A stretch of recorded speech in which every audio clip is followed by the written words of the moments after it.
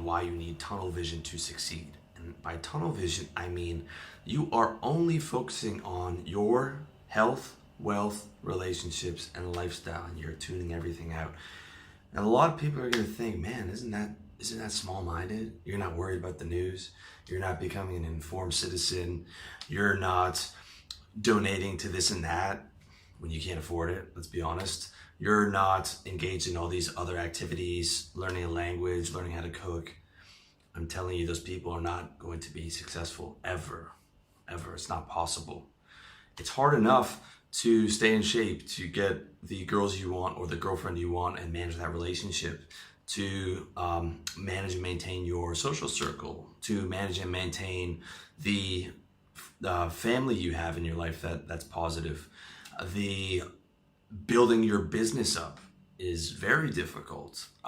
Just getting started on it's difficult, especially when you're working another job and then you have to work on your business. And that's going to be the bulk of your life. If you don't have tunnel vision, it's impossible. It's impossible.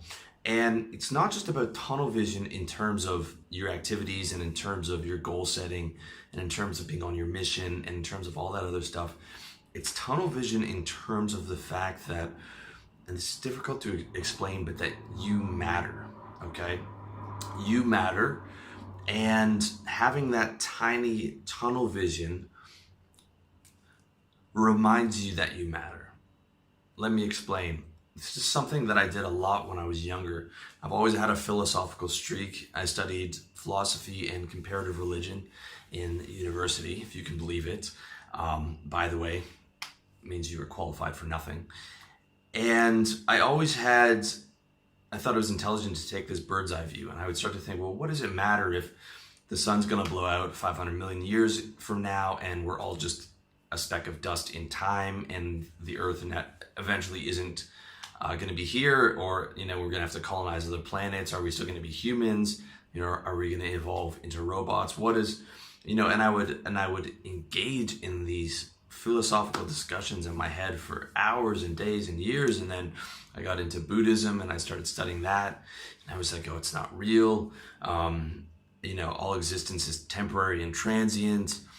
And I thought, I had this secret key to the world, and I could see everything from a new paradigm. And I would look at people like, how can they care about these trivial little things?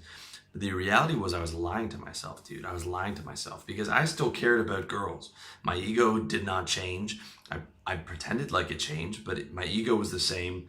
And I was doing it from the comfort of the apartment I had as a student, with running water and food and heating during the winter, right? The bird's eye view will kill you, right? Or the view of changing humanity will kill you. You have to have the view of the self-centered view of you matter, okay? It doesn't matter if the sun's gonna blow out 500 million years from now. And if anything, I think that this is just me right now speaking to you, is just the vehicle for the spirit, okay? The spirit feels through my body, sees through my eyes, through the thoughts, all of which are not mine. Okay, those things can be temporary and transient, but they come to the thing that is not temporary and transient. The thing I was before I was born, and the thing I'll be after I die, and that's my philosophy on it. And I can see those transcendental layers, but the thing is, I still keep that tunnel vision, okay? Because I matter and my life matters. That's how I see it, all right? I'm the center of my own world, and I like it that way, okay? There's gonna be more successful people, more everything. When you take that bird's eye view, it's like, well, I made 6 figures. Well, this guy's making $1 million or $1 billion. So who cares? Or, oh, I got in better shape. Well, it doesn't matter. America's going to shit anyways, so it's a lost cause. Or I'm going to die eventually. That bird's eye view always lends itself to nihilism when you take it back. And what it really is it's negative thinking, right? It's negative thinking when you are not focused on yourself, you are not focused on your life, you are not self-centered. And I'm not just talking about you, okay? When I'm talking about self-centered, I'm talking about myself and the people, right? I'm a player in the game of life and the surrounding characters in my game of life. That is my mission. That's what I'm focused on, okay? Me, my family, my boys, my readers, you guys, and whatever girl I'm dating at the time. That's what I live for. That's what I wake up to do. I wake up to say, what am I going to do for my boys today? I'm going to say, what am I doing for my readers today?